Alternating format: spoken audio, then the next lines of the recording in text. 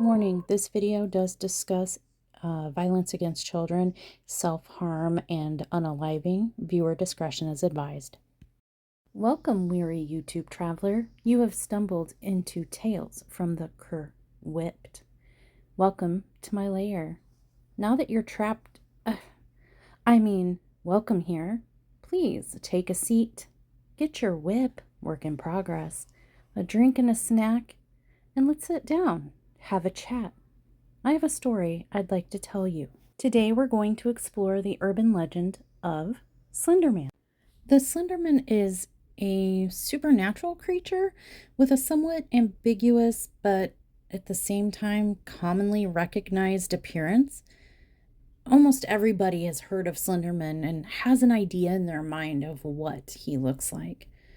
In almost every description of the Slenderman, his physical appearance varies. However, there are some basics to his appearance and traits that are relatively consistent across the majority of sightings.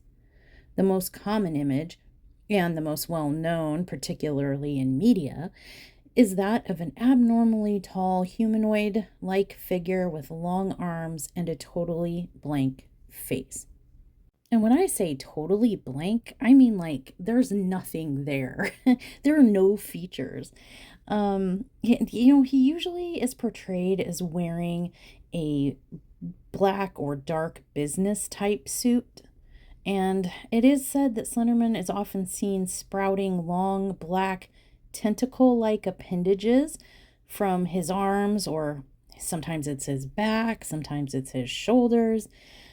Because of the inexact nature and the differences between accounts, no one has yet determined exactly what the Slenderman is. Slenderman's behavior is generally described in one of two ways. Originally, early on in his urban legend journey, he was portrayed as being not only malevolent, but also extremely dangerous. He would stalk his targets, impale them on trees, and remove their organs one by one, place them in plastic bags, and then put them back. However, more contemporary depictions have him reporting as being more of a passive-aggressive type creature. Instead of an active chase, he preys on his victim's mind, their mental state, slowly driving them mad, watching and relishing in the descent to madness.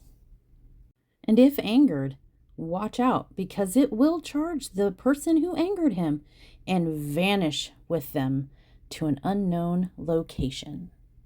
Eee. That's kind of sketch. Some have reported, though, that there are ways to tell if a Slenderman is nearby. It is said that his presence causes electrical equipment to suffer from malfunctions or visual distortions, maybe interference. It is often reported that the strength of this interference is directly correlated to the level of aggression or like anger that the Slender Man himself is experiencing. In almost every contemporary description, the Slenderman is associated with stalking of some kind. Most of the time, it's extremely long periods of time, and it is not unusual for a person to be trailed or stalked by the Slenderman for hours, days, months, and in some cases even years. However, he usually appears when least expected and where the victim is alone and the most comfortable, striking when the target is at their most vulnerable and ripe for an easy unaliving. And guys, if this weren't bad enough, it has also been said that the Slenderman possesses some, quote, abilities. One, selective invisibility, like to maybe adults or someone without a camera. Those people couldn't see him if he didn't want them to. The ability to change height and body shape, the ability to shape its arms into tentacles, and or the ability to sprout tentacle-like appendages from his back or shoulders to be used as additional arms, legs, or as a fear tactic. And another ability, mind control. Remember that, because that is going to come into play later and might be pretty important. The Slenderman is said to have an easier time manipulating children, and many of the origin stories revolved around disappearing children or featured Slenderman sightings in photos with children. This is often attributed to the innocence and morbid curiosity of children, which could lead them down the path of discovering this creature. Slenderman has kind of like a rumored modus operandi, if you will. First, if the victim was a child, he would often approach them in a friendly fashion at first and attempt to gain their trust. In the adults that he stalked, they all had one common trait. They had all been through a terrible tragedy in their life. Interestingly, in many cases, that tragedy was originally caused by the Slenderman himself when they were children.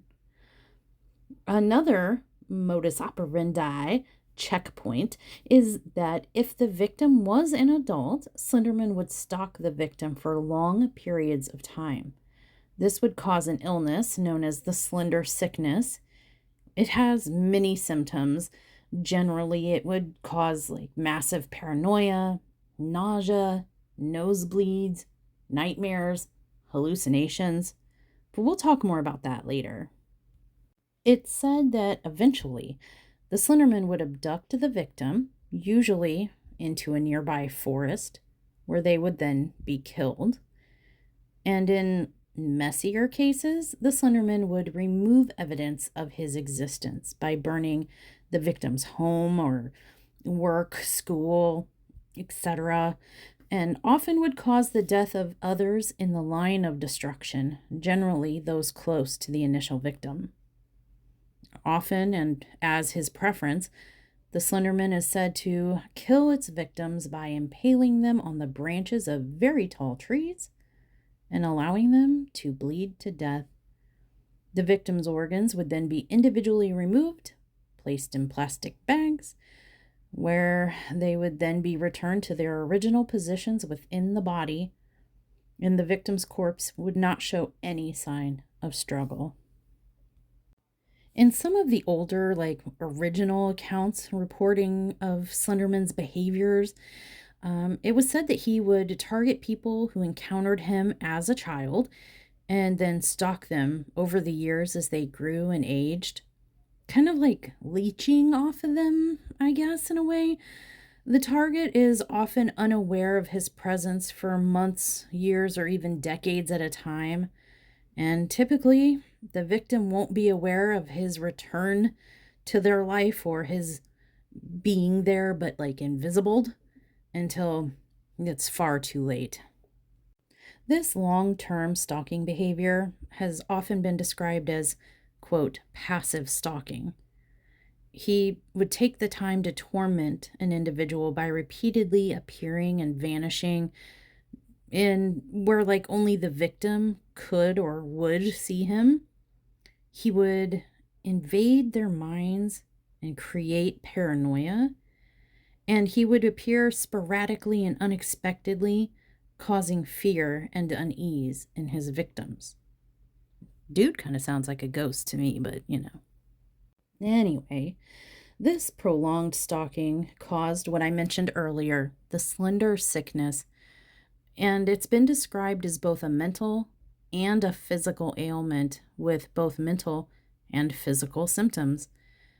It can cause paranoia, nightmares, coughing, difficulty swallowing, convulsions, exhaustion, vomiting, hallucinations, and the list goes on. Basically, it can cause anything that you could ever be sick with. I mean, oh my gosh, please don't get a cold because it might be Slenderman. Sorry, but I mean, we're kind of like, that's everything. But yeah, the physical symptoms naturally affect an individual's mental state of mind, their mental health over time, as well as the onslaught of the mental games that he plays with his prey's mind. Well, in the more newer or modern accounts of Slenderman encounters, instead of the old standby of impaling and disemboweling, it now vanishes with its targets, leaving no traces behind. Victims are usually alone when they vanish, and they leave no witnesses. Where do they go? I don't know. I haven't been vanished by him, but I don't know. I think maybe Cuckoo Kimmy over at Raven Diamond Art knows because she made a diamond painting of him and it shows him going into a portal with some kids. So if you need to know the answer where he vanishes to, that's where I would start. Sorry, Kim. One of the more powerful, newer traits that Slenderman is said to exhibit is memory inhibition. Kind of like slender sickness, this effect can be caused simply by proximity to Slenderman. And in some cases, individuals will forget the past few minutes, but extended contact has led people to awakening in locations that they're unfamiliar with no memory of how they got there or why they're there. Victims who are stalked by the Slenderman for extended periods of time show excessive damage to their social life, their physical health, and even their careers. Typically, individuals will show massive mood swings and constant irritation. They'll lose track of large periods of time, and they'll have difficulty maintaining communication with friends or holding down steady work. It's even said that the Slenderman will include the wrong drills in their diamond painting kits, like the wrong DMC, just to mess with their mind. What's even worse, you guys, as diamond painters, is that it's said he will often curse those that he plans to victimize with what they call the insufficient drill virus, where us diamond painters will be plugging along and run out of an integral, important drill color for the completion of our diamond painting. And that diamond painting will be left undone forever. Nah, I'm just kidding. That last part about the diamond painting, totally kidding. That's just budget companies. Are some budget companies Slenderman? Debatable. All right, cool story, Mush, but how does Slenderman relate to today's story? Where are we going with this? Well, let's first talk about Slenderman's alleged relationship with children. The Slenderman has always had some kind of odd connection to children. His relationship with children being one of his most important prominent traits throughout all the tellings of this mythological creature or urban legend, though no one is exactly sure why he's connected to children. But there are a few theories. The first theory is that he's trying to win over the confidence of children, but adults are repulsed by fear. Therefore, it suggests that he actually seeks friendship of some kind and can only really find it in children who, unlike adults, he can get to trust him because they're so innocent and they don't really have that fear that the adults have grown to have. Another theory is that he chooses children because he can take longer to nurture their fear and he can stalk them for years before eventually attacking them as adults. A third theory is that he brainwashes children, using them to further his own unspecified agenda, kind of turning them into his proxies or agents, building a little child army to do his bidding. And the fourth theory is that children are simply easier for him to hunt. So, is he real? No. No? No, right? Right? The Slenderman also pronounced Slender Man. I'm saying Slenderman because that's what I'm saying. But Slenderman is a fictional supernatural creature or character that originated as a creepypasta internet meme created by Something Awful forum user Eric Knudsen in 2009. However, the girls in today's story might disagree with how imagined or unreal that Slenderman really is. As I mentioned earlier, stories of the Slenderman commonly refer to or feature his stalking, abducting, traumatizing people, particularly children. The Slenderman has become a pop culture icon. And because the Slenderman's fictional mythology has evolved without an official canon for reference, his appearance, his motives, habits, and abilities are not fixed, but they kind of change depending on the storyteller. He is most commonly described as very tall and thin, has unnaturally long tentacle-like arms, or merely just tentacles and no arms. And it's said that he can extend them to intimidate or capture prey. So I guess growing them, making them bigger and more imposing. But in most stories, his face is white and completely featureless. But occasionally, his face does appear differently to people who view him. So, like I said, some accounts have him completely featureless, which I think is the most popular, kind of thought and visual of him. But there are accounts of people saying that he actually does have an appearance or a face. He usually appears wearing a dark suit, a white button-down shirt, and a tie, although there are disagreements on whether that tie is black or red. The Slenderman is often associated with forests and abandoned locations, and is even said to have the ability to teleport. Proximity to Slenderman is often said to trigger that slender sickness I mentioned, and the symptoms have a rapid onset, generally of paranoia, nightmares, delusions, and nosebleeds. Several scholars have argued that despite being a fictional work with an identifiable origin point, the Slenderman represents a form of digital folklore. You guys, he's basically a digital urban legend, maybe even the first of his kind. One professional in the folklore arena, I guess, Dr. Chess, identifies 3 aspects of the Slenderman mythos that tie it to folklore. 1, collectivity, meaning that it's created by a collective, like a group of people, rather than a single individual.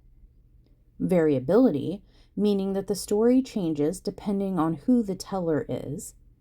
And performance, meaning that the storyteller's narrative changes to reflect the audience response. Back in 2014, a moral panic occurred over the Slenderman after readers of his fiction were connected to several violent acts, particularly, and the focus of today's story, a near-fatal stabbing of a 12-year-old girl in Waukesha, Wisconsin. The stabbing inspired the documentary Beware the Slenderman, which was released in 2016. So, what exactly happened? How did we go from urban folklore, and even before that, just a made-up kind of creature guy in a forum post somewhere, to people being stabbed? Not just people, but a 12-year-old girl? How did we get here? Let's talk about that. On May 31st in 2014, the city of Waukesha, Wisconsin, population approximately 70,000 at the time, there was a 12-year-old girl named Peyton Leutner who was brutally stabbed 19 times. There were wounds to the artery of her heart, diaphragm, her liver, her stomach, and then she was left for dead in the woods. Was it Slenderman who did this? Well, that kind of depends on who you ask. This stabbing took place during a game of hide and seek in a heavily wooded area named David's Park. 3 12-year-old girls playing an innocent game of hide and seek the morning after a fun-filled sleepover were just the night before. They had spent the evening roller skating at the local skateland. For those of you who don't know what a skateland is, well, I'm sorry for you because it was hecka fun. Seriously, though, it's a place that you went to play games, have parties, junk food, and just roller skate to music, socialize. There were makeups, there were breakups, there were makeouts, there were, well, if you're mushy, there were birthday parties where you broke your arm and your wrist 13 times, like in 13 places. Yeah, don't ever ask me about that story. It's tragic. Anyway, Skateland was a place where you went to just, be a kid and have fun. 2 of the 12-year-old girls, Anissa Weir and Morgan Geyser, had developed a belief in the legitimacy of Slenderman. You guys, they thought he was real. They saw him on the internet, read the stories and like the urban legend and watched it grow and form. They saw the fake pictures. They were convinced that he was real. They believed that if they did not kill someone for Slenderman, that he would come and kill them and their families. So they spent a couple months planning who to sacrifice and how to pull it off. Poor Peyton Leutner. Initially, Anissa and Morgan had devised a plan where they would befriend Peyton, a classmate, and eventually invite her over for a sleepover where they would kill her whilst everyone else was asleep. However, that plan fell through for one reason or another, and they decided that it would be better to wait till the next morning, and they decided to lure Peyton out to the park where they could be alone and away from adults and the public prying eyes.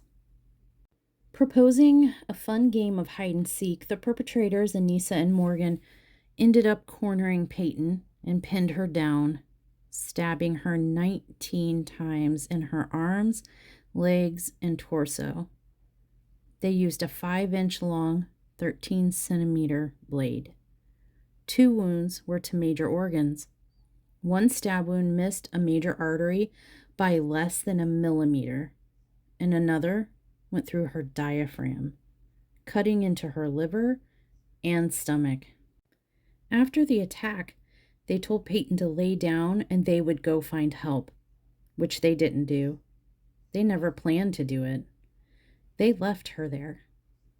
After a little while, when she felt that she was slipping away and had gotten over the initial shock of being attacked by her friends, she summoned all of her energy and courage, dragged herself to a nearby road where she was found by a cyclist who called emergency services. Now, you guys, this cyclist, if I recall correctly, he was testing out a new mountain bike or a new bike, and he wanted some rougher terrain. So he kind of broke the law, I guess, and went on a path that had been roped off. He removed the rope, crossed the threshold, replaced the rope, and went on his merry way through this trail that was supposed to be cut off from the public. Nobody allowed. If that man hadn't, kind of skirted around that, chain and went on this prohibited path, he would have never found Peyton, and she might not have survived this ordeal. That's just insane to think about. Anyway, after emergency services arrived and they rushed Peyton to the hospital, surgeons operated on her for 6 hours just to repair critical trauma to organs and tissues in her torso and abdomen. Many more procedures and surgeries were to follow. Meanwhile, about 5 hours after the attack, Morgan and Anissa were apprehended by police on Interstate 94, approximately 5 miles from the attack location. They were found walking along the interstate. They were in possession of the knife used in the stabbing, and when questioned later by authorities, they reportedly claimed that they wished to commit a murder as a first step to becoming proxies for the Slenderman, having read about it online. They also stated that they were afraid. They were afraid that Slenderman would kill their families if they did not commit the murder of Peyton. Also, they claimed to be traveling to meet Slenderman at his home that they called Slender Mansion, and they believed it was located in Nicollet National Forest, about 200 miles from where they were apprehended. So just to be clear, these two 12-year-old girls committed this atrocious act, told her that, hey, just stay here, we're going to go get help, and instead they started walking 200 miles, on a 200-mile road trip by foot to the Slender Mansion. What? Wow. Anyway, during the interrogation of Morgan and Anissa, which were not conducted with guardians or counsel present because state law did not require it, Morgan was described as displaying no empathy at all for Peyton. She was not concerned. There was footage of her dancing and singing, kind of think Jodi Arias, but 12 years old. Anyway, Anissa was described as displaying some guilt for stabbing Peyton, although both stated that the attack on Peyton was absolutely necessary to appease their master, Slenderman. Peyton spent 7 days in the hospital and didn't return to school until September of 2014. Meanwhile, the two girls, Morgan and Anissa, they were charged for attempted murder and tried as adults. However, they were both found incompetent to stand trial initially when experts testified in court that Morgan was exhibiting signs of delusions from schizophrenia and psychosis. And this was exhibited when she claimed to converse with Lord Voldemort and one of the Teenage Mutant Ninja Turtles. The court also found that Anissa had an unspecified mental illness, which made her incompetent to stand trial as well. On December 19th of 2014, the judge ruled that both girls were finally competent to stand trial. Further, in August of 2015, the presiding judge at that time ruled that the girls would be tried as adults. They were tried separately. On August 21st of 2017, one of the girls, Anissa, pled guilty to being a party to attempted second-degree homicide, but she claimed she was not responsible for her actions on the grounds of insanity. Although prosecutors alleged that she knew what she was doing was wrong, the jury determined that she was mentally ill during the attack. Meanwhile, on September 25th, 2017, it was reported that Morgan Geyser, then age 15, had agreed to plead guilty to attempting to commit first-degree homicide in an arrangement that would allow her to avoid jail time. On February 1st, 2018, the Associated Press reported that Geyser had been sentenced to 40 years in the Wisconsin Mental Hospital, the maximum sentence allowed. She remains there today. Later, on December 21st of 2017, Anissa Weir, who was at that time 16 years old, was sentenced to be hospitalized at the Winnebago Mental Health Institute for the next 25 years from the date of the crime, which would keep her institutionalized until the age of 37. However, she was released after only 7 years. That release is conditional under supervision until the age of 37. So that's kind of where things stand now. Most recently, both girls are trying to petition the court saying that they are well. There's experts for both sides saying they are well enough to re-enter society, and some that are saying no, they absolutely are not. But I think all of them agreed that they were, there was hope for them. There was hope that they would be mentally right at some point in the future, just not today. So as it stands, these girls are trying to get out from under, mental health supervision and get full unconditional releases. The aftermath of this particular incident and the publicity that this case got and the publicity that Slenderman, the urban legend, got created moral panic, and other incidences became, more public. People started talking about their incidents and experiences, and here are some of those reports. So the stabbing in Waukesha, the stabbing of Peyton, spawned a nationwide moral panic over Slenderman across the entire United States. Parents nationwide became worried about the potential dangers that stories about Slenderman might pose to their children's safety. The police chief of Waukesha at the time warned that the Slenderman stabbing, quote, should be a wake-up call for all parents, end quote, and that, quote, the internet is full of dark and wicked things, end quote.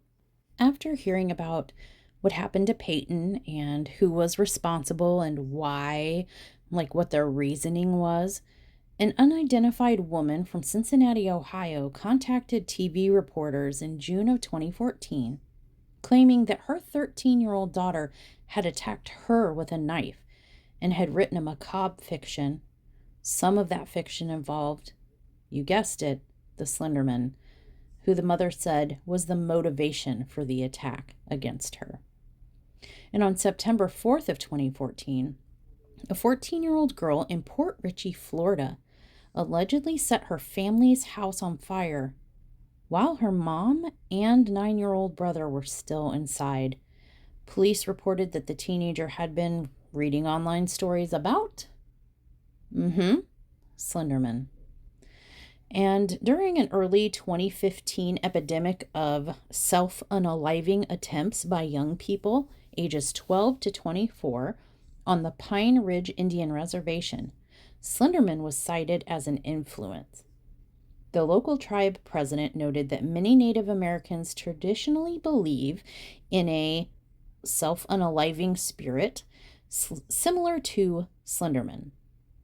Others in the tribe describe him as Big Man and claim that he is a messenger or a sign warning that society is developing in a dangerous direction. A documentary film on the incident called Beware the Slenderman, directed by Irene Taylor Brodsky, was available by HBO Films in March of 2016 and was broadcast on HBO in January of 2017. And that's kind of it, you guys. So in a nutshell, Slenderman started as a kind of, I don't know if you call it a fan fiction, but it started as someone's imaginative, I can't speak, like an imaginary creature. And it just, people contributed online in this forum. They contributed and added things and added an appearance. And then people started doctoring pictures to include this. And then they built a backstory of him together. And he just grew from something completely not real and in the digital world only, and evolved to reach out of the digital space and into real life through various accounts of young impressionable people, reading and watching these things and allegedly being influenced by it. But in some cases, it seems that some of these young people were convinced, maybe by the pictures, maybe from the stories, but they were convinced that Slenderman was real. At least that's what they claim as, you know, the reason for them acting in the ways that they did.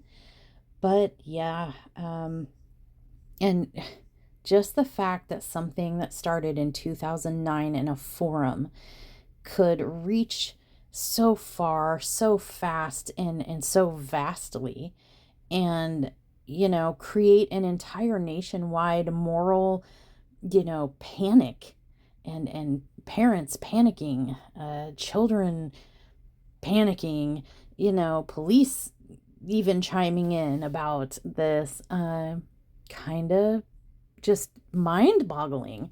What do you guys think? What do you guys think of the story? Did you know, how, like, the history of the Slenderman urban legend? Did you realize that it was like one of, maybe even the first, but definitely one of the first early digitally created urban legends?